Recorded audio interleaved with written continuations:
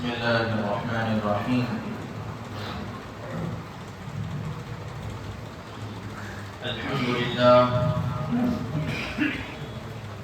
الحمد لله الذي نحمده ونستعينه ونستغفره ونؤمن به ونتوكل عليه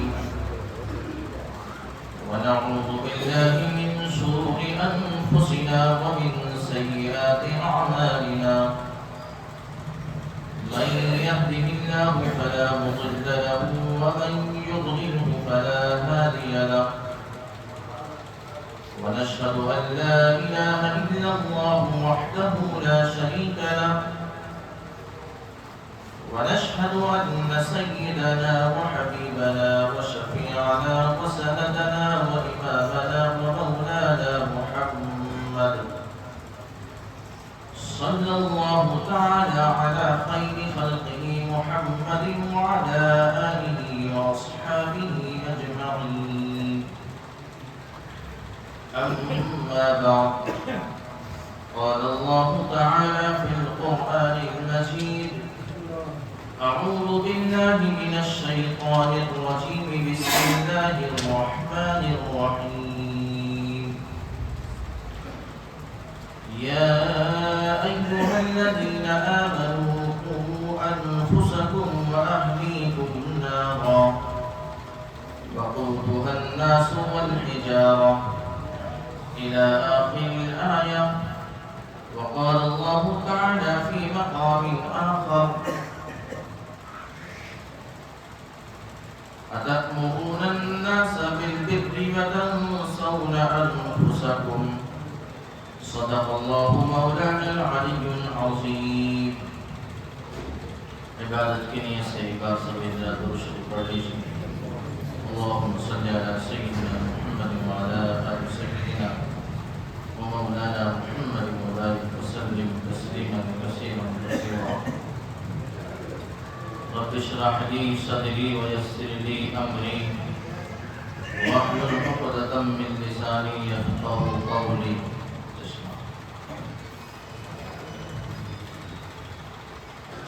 اللہ رب العزت کی بارگاہ میں حمد و ثنا کا تحفہ پیش کرتے ہیں کہ اللہ نے ہم سب کو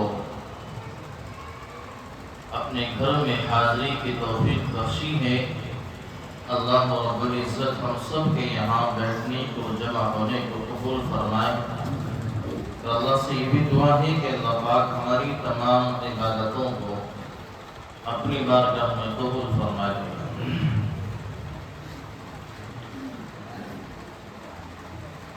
قرآن کریم کی دو آیتیں آپ کے سامنے تلاوت کی ہیں.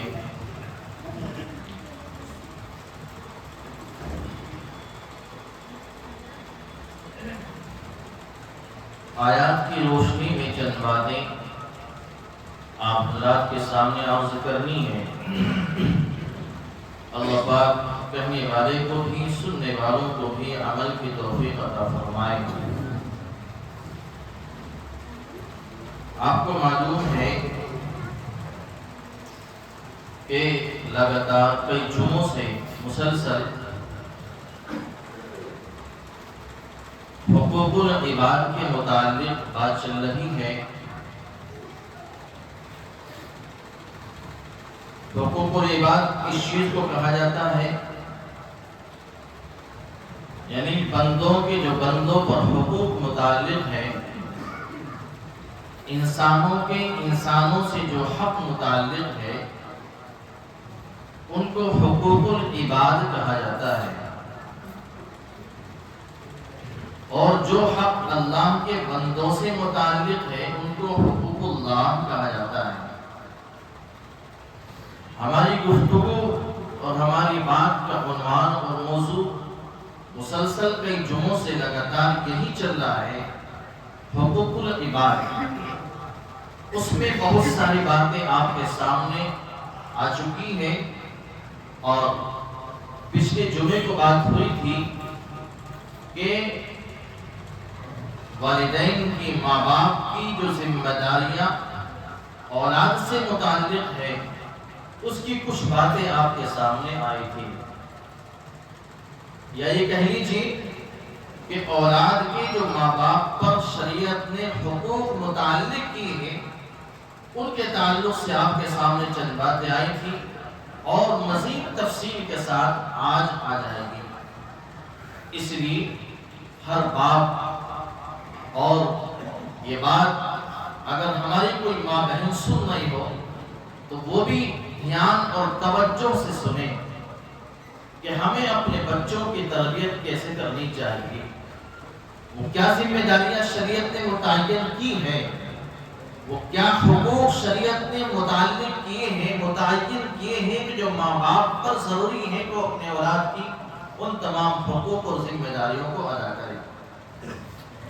اس کے لیے میں نے بات یہاں تک پہنچائی تھی، بات یہاں آ کر کے شروع ہوئی تھی کہ اولاد کی تربیت کا سلسلہ کب سے شروع ہوتا ہے۔ میں نے بتایا تھا کہ اولاد کی تربیت کا سلسلہ شروع ہوتا ہے کہ جب ہم اپنے بچوں کی بننے والی ماں کا انتخاب کرنے کے لیے چلتے ہیں، کہ جب ہم معاشرے میں، اپنے سماج میں، اپنے برادری میں، اپنی مسلم سماج میں اپنے بچوں کی ماں یعنی اپنی بیوی جس لڑکی کو ہم منتخب کرنے کے لیے چلتے ہیں، وہاں سے بچوں کی تربیت کا آغاز اور شروعات ہوتی ہے۔ کیوں؟ میں نے یہ بھی بتایا تھا کیونکہ بچوں کی تعلیم و تربیت کا مرکز ماں کی گود ہوتی ہے۔ سب سے پہلے بچوں کی تعلیم و تربیت کا مرکز اور بچوں کا مدرسہ اور اسکول یہ ماں کی گود ہوتی ہے، ماں کا پیٹ ہوتا ہے۔ اگر ماں نیک ہوتی ہے، دیندار ہوتی ہے، صالحہ ہوتی ہے، وقت کی متقیہ ہوتی ہے اور وقت کی وہ پرہیزگار ہوتی ہے، تو اس کے پیٹ سے پیدا ہونے والے جو بچے ہوتے ہیں وہ بھی نیک اور دیندار بچے پیدا ہوتے ہیں۔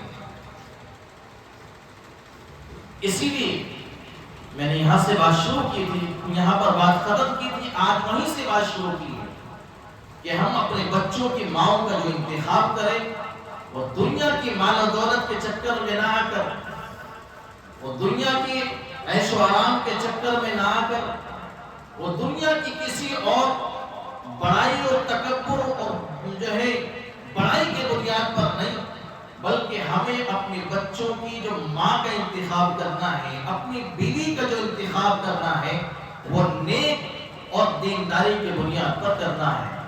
تبھی ہمارے بچے، ہمارے آنے والے جنریشن، ہماری جو نسل تیار ہوگی انشاءاللہ وہ دیندار اور جو ہے دین پر چلنے والے بچے پیدا ہوں گے۔ آج تمام ماں باپ، اکثر ماں باپ اپنے بچوں کا رونا روتے ہیں، ہمارے بچے ہمارے کہنا نہیں مانتے، ہمارے بچے ہمارے نافرمان ہوتے ہوئے جا رہے ہیں، ہماری اولاد ہمارے سر پر سوار ہے۔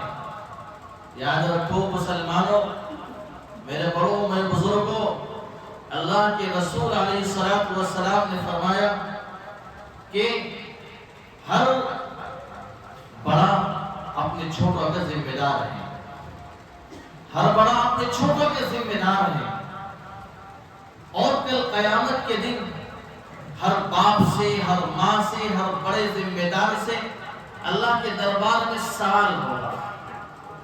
سوال یہ ہوگا کہ تیرے اوپر جو تیرے چھوٹوں کے حق شریعت نے متعین کیے تھے، تو نے ان حقوق کو کتنا ادا کیا، ہم کتنی کوتاہی کی؟ اور اس کا جواب اللہ کے یہاں دینا آسان نہیں ہے،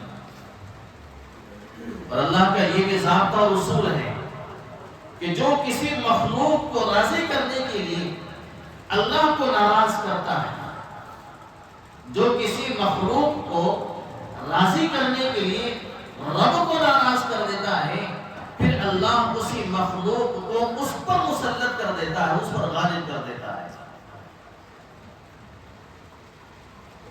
آج ہمارے معاشرے میں ماں باپ کو اپنے بچوں کی دنیا کے اعتبار سے ساری فکر لاحق رہتی ہے، بچوں کی ساری ضروریات ماں باپ پورا کر دیتے ہیں، بچوں کو خوش کرنے کے لیے اپنی اولاد کو اپنی زندگی میں ساری ضروریات ان کی زندگی تک جب تک وہ زندہ رہیں گے ساری چیزیں ضرورتوں کی ماں باپ نے اولاد کے لیے تیار کر دی، شاندار گھر بنا کے دے دیا، شاندار طریقے سے پورا جو ہے نظام دے دیا اور پراپرٹی اور جائیداد کا خوب مالک بنا دیا، لیکن اگر کوئی چیز نہیں دی بچوں کو تو وہ دین نہیں دیا، دین نہیں سکھلایا۔ تو اپنے بچوں کو ہم نے دنیاوی ساری ضرورتوں کو پورا کر کے ان کو خوش کر دیا اور ان کو دین نہ سکھا کر کے اللہ کو ناراض کر دیا۔ پھر اللہ کا ضابطہ یہ ہے کہ تم نے جس مخلوق کو خوش کرنے کے لیے مجھے ناراض کیا تھا، اب وہی مخلوق تمہارے خلاف تمہارے اوپر بغاوت کرتی ہے، تبھی تو یہ اولاد پھر ہمارے سر پر سوار ہو کر کے ہمارے اوپر قبضہ کرتی ہے، ہمیں پریشان کرتی ہے، نافرمانی کرتی ہے۔ اللہ کو اصول، اللہ کا ضابطہ ہے کہ جب تم کسی مخلوق کو راضی کرنے کے لیے اللہ کو ناراض کرو گے تو اللہ اسی مخلوق کو کہ جس کو تم نے راضی کیا ہے رب کو ناراض کر کے وہی مخلوق ہمارے اوپر مسلط ہو جاتی ہے۔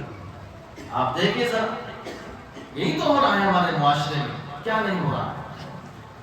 اس لیے میرے بھائیو بزرگوں، ہم اپنے بچوں کی تربیت اسلامی تربیت کریں، ہم اپنے علماء سے، اپنے بڑوں سے، اپنے جو ہے وقت کے عالموں سے، اپنے بزرگوں سے ہم سیکھیں کہ ہم اپنے بچوں کی اسلامی تربیت کیسے کریں۔ اور جب بچہ پیدا ہو جائے، ماں باپ کی ذمہ داری یہ ہے کہ وہ بچے کے کان میں اذان دلائے۔ کیوں؟ اس لیے کہ سب سے پہلے بچے کے کان میں جو آواز پہنچنی چاہیے وہ اللہ کے نام کے پہنچنی چاہیے۔ اس کے دل پر جو سب سے پہلے دستک پہنچے تو وہ اللہ اکبر کی دستک پہنچنی چاہیے۔ سب سے پہلے بچہ پیدا ہو تو اس کے کان میں اذان دلوائی جائے۔ اور یہ بھی مستحب و سنت طریقہ ہے کہ جب بچہ پیدا ہو جائے تو کسی اللہ والے، کسی نیک، کسی بزرگ سے اس کی تحنیک کرائے۔ تحنیک کیا چیز ہوتا ہے؟ بہت سارے ہمارے مسلمان اس چیز سے غافل ہیں، انہیں پتہ ہی نہیں کہ تحنیک کیا چیز ہوتی ہے۔ بعض لوگ جانتے ہیں، وہ کراتے بھی ہیں۔ تحنیک کہا جاتا ہے کہ کوئی کھجور یا کوئی چھوارا یا اور اسی طرح کی کوئی میٹھی چیز کوئی اللہ والا، کوئی بزرگ، کوئی نیک آدمی اپنی داڑھ میں رکھ کر کے اس کو چبائے اور اپنا لعاب، اپنا تھوک اس میں تھوڑا سا ملا دے، پھر اس چیز کو، اس میٹھی چیز کو بچے کے تالوں پر اس کو چٹا دو تاکہ اس کی نسبت اللہ والے سے مل جائے، اس کے اوپر اللہ والے کی اچھی تربیت کا اثر پڑے۔ یہ بھی مستحب ہے، یہ بھی سنت ہے۔ کرتے ہیں ہم لوگ اس کو؟ بتاؤ کیوں نہیں کرتے ہیں؟ اس لیے کہ ہمیں اس چیز کا علم نہیں ہے۔ حضور پاک علیہ السلام کے پاس اس طرح سے بچے لائے جاتے تھے اور حضور پاک علیہ السلام اپنی داڑھ مبارک میں کوئی میٹھی چیز، کھجور یا چھوارا، اپنی داڑھ کے درمیان میں اس کو رکھ کر کے چباتے اور اپنا لعاب مبارک اس میں تر کر کے پھر اس بچے کے تالوں پر اس کو چٹا دیا کرتے۔ یا شہد استعمال ہو سکتا ہے، شہد پر دم کرا کر کے بچے کے تالوں پر، بچے کی زبان پر وہ شہد چٹا دیا۔ اس کے بعد مرحلہ آتا ہے،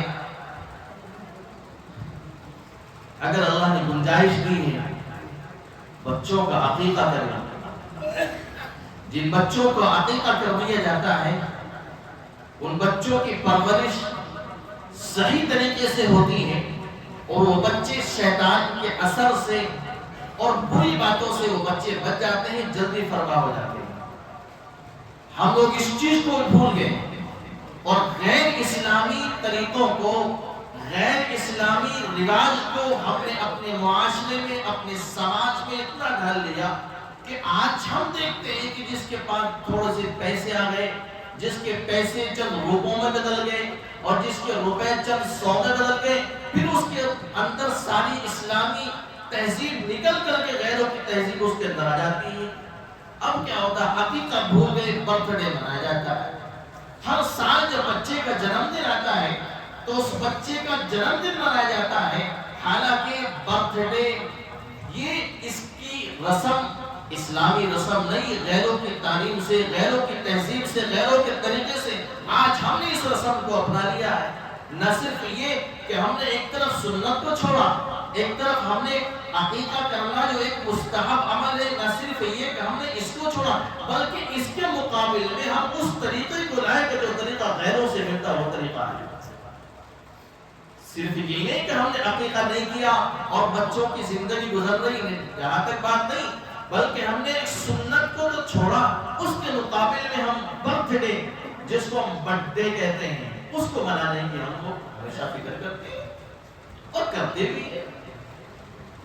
کبھی کبھی ہمارے مدرسے مکتب میں کہتے ہیں بیٹا کل پڑھنے کے لیے کیوں نہیں آئے تھے کہ کل میرا برتھ ڈے تھا۔ پھر کیا ہوا کہ جی ہم سب، ہمارے امی، ہمارے پاپا، ہماری بہن، مدر سب کہاں گئے تھے؟ جامع مسجد گئے تھے، کیا کرنے؟ کھانا کھانے۔ کون سا ہوٹل بک کیا تھا؟ فلاں ہوٹل بک کیا تھا۔ کیا کیا اس میں؟ پھر کیک کاٹا، پھر کیا کیا؟ ایک نے کسی کے منہ میں دیا، کسی نے کسی کے منہ میں دیا، اس طرح سے ہم نے انجوائے کیا۔ یہ بھی کوئی اسلامی طریقہ ہے؟ حضور نے فرمایا اگر اللہ نے تمہیں حیثیت دی ہے، جب تمہارے بچہ پیدا ہو تو بچوں کے پیدائش پر سب سے پہلے اس کے کان میں اذان دلواؤ، سب سے پہلے اس کے کان میں یہ کہلا دو کہ اللہ اکبر اللہ اکبر۔ پھر اللہ نے گنجائش دی ہے تو 7ویں دن یہ جب بھی موقع ہو اس کا عقیقہ کرو، اس بچے کا عقیقہ کرو۔ عقیقہ کرنے کے لیے کوئی بڑا مشکل کام نہیں ہے، بہت آسان ہے، بہت آسان ہے۔ 2 بکرے اگر زیادہ گنجائش ہے، اگر آدمی کافی وسعت میں ہے، حیثیت میں ہے، تو 2 بکرے، یا اتنی گنجائش نہ ہو تو 1 بکرا بچوں کی طرف سے اس کو ذبح کرے، لڑکا ہو یا لڑکی، اس کو ذبح کرے، اور اس کو ذبح کر کے خود بھی کھائے، دوسروں کو بھی کھلائے۔ وہی خرچ جو تم برتھ ڈے کے موقع پر خرچ کر رہے ہو، ہزاروں لاکھوں روپے تم اس میں پانی، نالی میں پانی کی طرح بہا دیتے ہو، اس چیز میں نہ خرچ کر کے ہم نیت کو بدل کر کے کہ بکرے کو لا کر کے اس کو ذبح کر کے اس کا گوشت کھائے، بریانی بنائے، خود کو بھی کھلائے، دوسروں کو بھی کھلائے۔ کیوں؟ اس چیز سے ہم کیوں بھاگتے ہیں؟ اس لیے کہ یہ طریقہ اسلامی ہے اور ہم اسلامی طریقوں سے دور بھاگنے لگے۔ پھر کہاں سے ہمارے بچوں کے اندر جو ہے وہ اسلامی تربیت پیدا ہوگی؟ جب ہم اپنے بچوں کے جو حقوق ادا کرتے ہوئے جا رہے ہیں وہ اسلامی طریقے سے ہٹ کر کے غیروں کے طریقے کو اختیار کر کے ہم اپنے بچوں کی تربیت کرتے ہیں، ظاہر سے بات ہے کہ ان بچوں کو راضی کرنے کے لیے وہ رب کو ناراض کیے بیٹھے، یہی اولاد کر ہمارے خلاف بغاوت کر رہی ہے۔ اور پھر حکم یہ ہے کہ ماں باپ کو چاہیے کہ وہ اپنے بچے کا اچھے سے اچھا نام رکھیں۔ اس میں تو صاحب کیا کہیں آپ کو، بڑا دل دکھتا ہے۔ بعض لوگ جب نام پوچھنے آتے ہیں کہ جی نام بتاؤ مفتی صاحب، امام صاحب، کیسا نام؟ ایسا نام بتاؤ کہ جو کہیں نہ ملے، کہ بھئی رکھ لو عائشہ فلاں کا ہے، رکھ لو ابو بکر یہ بھی فلاں کا ہے، رکھ لو عمر یہ بھی فلاں بھتیجے کا ہے، کہ بھئی عثمان رکھ لو کہ یہ جی میرے فلاں کا ہے، علی رکھ لو کہ یہ بھی فلاں کا ہے، اگر بیٹی ہے کہ جی فاطمہ رکھ لو کہ یہ بھی فلاں کا ہے، کہ بھئی وہ کوئی نام ان کو بتایا جائے۔ خلاصہ یہ کہ جتنے بھی نام ان کو بتاؤ سارے نام کو بتاتا چلے جائے، پھر پوچھنے کیوں آیا ہے؟ اگر تجھے ماننا نہیں ہے، تجھے نام عالم سے پوچھ کر کے، امام سے معلوم کر کے نام نہیں رکھنا تو پوچھنے کیوں ہے؟ بھاگے سے اللہ کے رسول علیہ السلام نے سروغوں سے ہنسنے کی بات نہیں، رسول پاک علیہ السلام نے ان ناموں کو بدلا ہے کہ جن ناموں کے معنی اچھے نہیں تھے۔ ایک شخص نے اپنے بچے کا نام رکھا اسود۔ کیا نام رکھا؟ اسود کے معنی ہے سب سے زیادہ کالا، بالکل سیاہ، بالکل تاریک، بالکل اندھیرا۔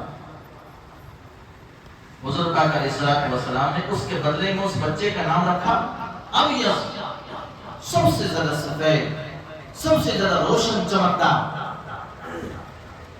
حضرت عمر فاروق رضی اللہ تعالیٰ عنہ کی بیٹی کا نام عاصیہ رکھا گیا، سعد سے۔ حضور پاک علیہ السلام نے اس نام کو بدلا، کیوں؟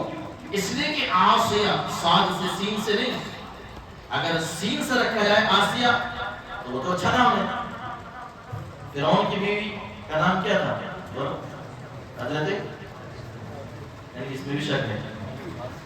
آواز آہستہ نکلے. آسیہ تو اچھا نام رکھ سکتے ہیں. آسیہ نافرمانی کرنے والی. اللہ کے نبی علیہ الصلوۃ والسلام نے آسیہ کے نام کو بدلا اور جمیلہ نام رکھ دیا. جمیلہ حسین جمیل خوبصورت لڑکی. حضرت علی رضی اللہ تعالیٰ عنہ کے ہاں جب بیٹا پیدا ہوا حسن تو حضرت علی رضی اللہ تعالیٰ عنہ نے نام رکھا حرب. حرب کے معنی جنگ کے ہیں. کہا کہ علی اس نام کو بدلو. تو حضور پاک علیہ السلام نے اپنے نواسے حضرت حسن کا نام جو ہے حضرت حسن حضور نے رکھا. حالانکہ جو ہے حضرت علی نے بیٹے کا نام حرب رکھ دیا تھا. حرب کا معنی جنگ کے آتے ہیں. پھر جب دوسرا بیٹا پیدا ہوا اس کا نام بھی حضرت علی نے حرب رکھ دیا. حرب کا معنی جنگ کرنے کا آتے ہیں. کہتے ہیں دار الحرب. بس لوگ سوال کرتے ہیں کہ جی یہ ہمارے اسلامی ملک ہمارا جو ملک ہے دار الاسلام نہیں ہے دار الحرب ہے.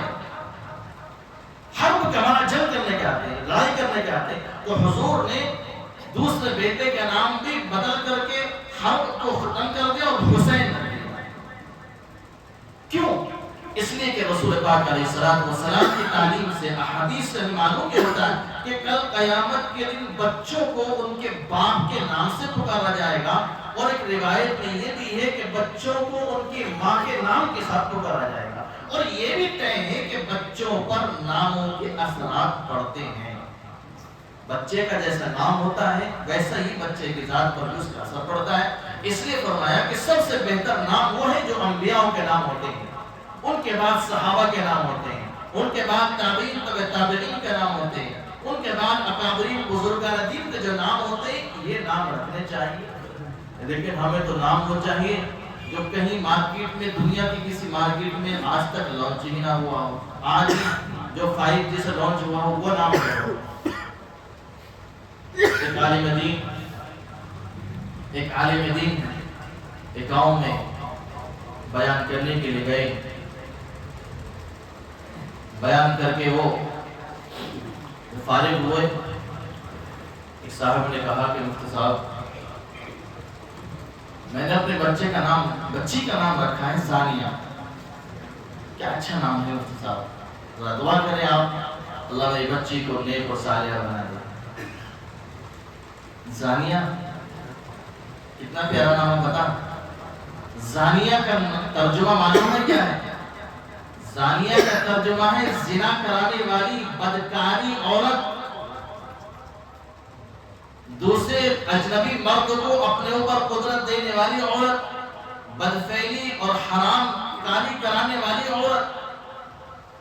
فرمایا کہ پہلے اس کا نام بدل دے. اور مسلمان کیسا نام رکھ دیا تو نے؟ کہا جی قرآن میں تو ہے الزانیۃ والزانی فاجلدوا کل واحد منہما 100 جلدہ. مفتی صاحب نے اور مسلمان پہلے کسی مولوی سے اس کا ترجمہ بھی تو پوچھ لیتا. ترجمہ کیا ہے؟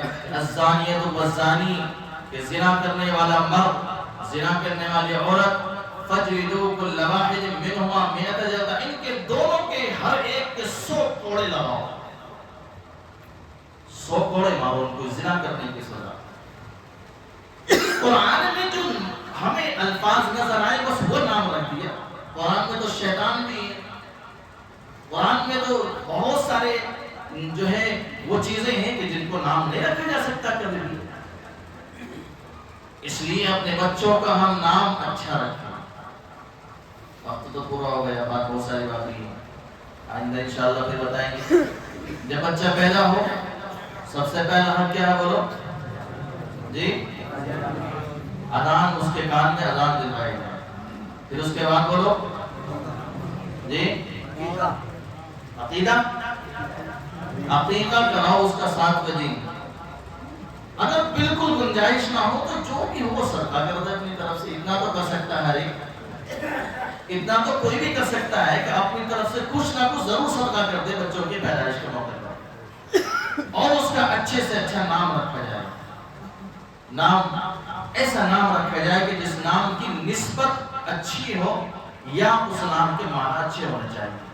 اس کے لیے فرمایا کہ اپنے نام انبیاؤں کے نام کے ساتھ رکھو، صحابہ کے نام کے ساتھ رکھو، اکابرین بزرگوں کے نام کے ساتھ رکھو، تاکہ ان ناموں کا اثر بچوں کے اوپر اچھا پڑے۔ ہم نام کو رکھ دیتے ہیں غیروں کے طریقے پر، وہ نام جو ہمارے معاشرے میں، ہمارے سماج میں، ہمارے اسلام میں کہیں نظر نہ آئے، وہ نام ہم نے اپنے بچوں کا رکھ دیا۔ پھر ان بچوں سے کہاں ہم اپنے حقوق کی ادائیگی کی فکر کرتے ہیں۔ اللہ مجھے بھی آپ کو سب کو عمل کی توفیق عطا فرمائے۔ وآخر دعوانا الحمدللہ۔